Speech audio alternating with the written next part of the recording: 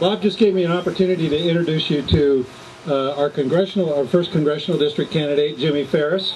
And you know, when I first saw Jimmy or talked to Jimmy, I got so excited about this guy because this is the real deal. You know, everybody tells us to think outside the box. We got to do something new. So I'm bringing to you a 34-year-old ex-NFL football player that is going to take on Raul Labrador. And I say it this way. Some people have determination and some people have talent. Every once in a while somebody comes along that has both. And that's Jimmy Farris. Jimmy, come on up here. Well, thank you so much. And he's not a 65-year-old white-haired lawyer from the Treasure Valley. I was waiting for Larry to get to that. That's one of the things that I joke about a lot when I'm out on the trail, about how I can appeal to a younger demographic that a guy like, say, Larry Grant, a 65-year-old lawyer from Ada County, could never appeal to. So I've already got that in my corner. But thank you. But I appreciate the opportunity to be here. Appreciate the opportunity to get a couple minutes to speak. And you know, when Larry originally called me about a year ago, talked to me about making the run for the congressional seat, you know, one of the things that I really had to think about was, you know, all the reasons why I wanted to run and the things that were important to me.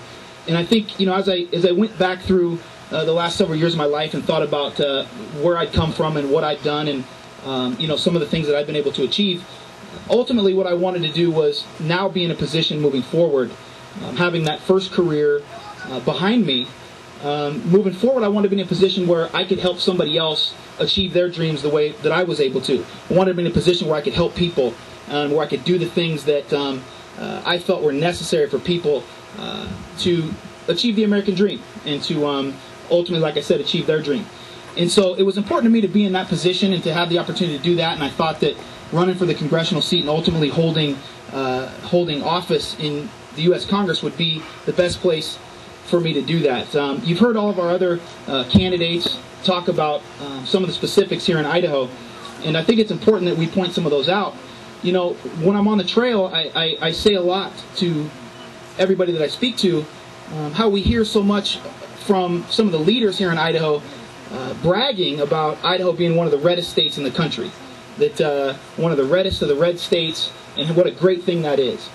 And as I always say, I agree, it is very red in Idaho. We are, in fact, in the red. Our schools are in the red. Our workers are in the red.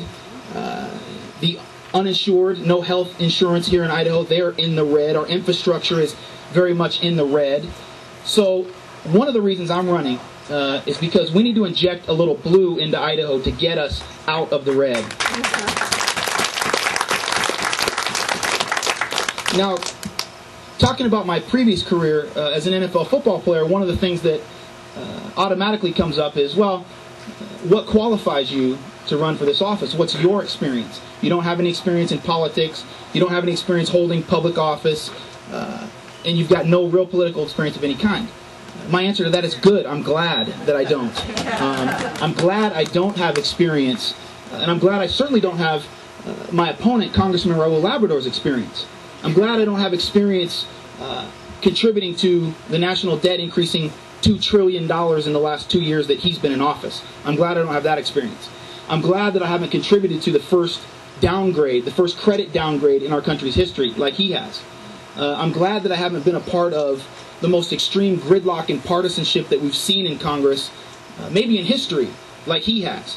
So I'm glad I don't have his experience, and I'll run on my experience any day against his.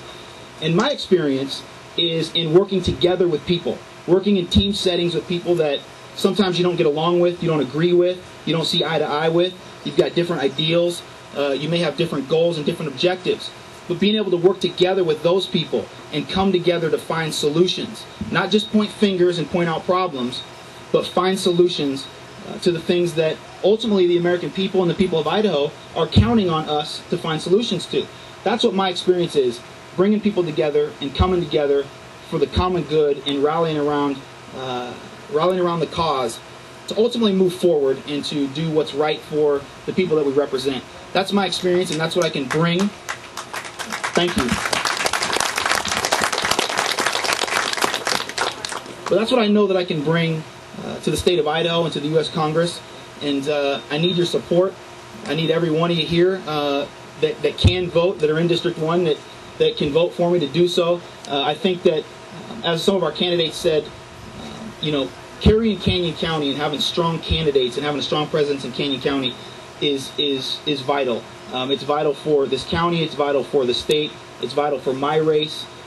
And I look forward to working with every one of the candidates, and look forward to speaking to you guys more and seeing you guys out on the trail, and really appreciate your support. Thanks so much.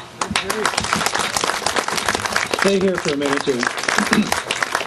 Some of you may not know, Jimmy is from Lewiston, so he has that North Idaho connection. He was also an All-American football player at the University of Montana, and then he spent 6 years in the NFL. And for those of you who don't know what this is a 2002 Super Bowl ring. Okay. Now, since we're on the campaign trail, and we always have to raise money, for $10 a minute, you can try that ring on. Okay. Thanks, Jimmy.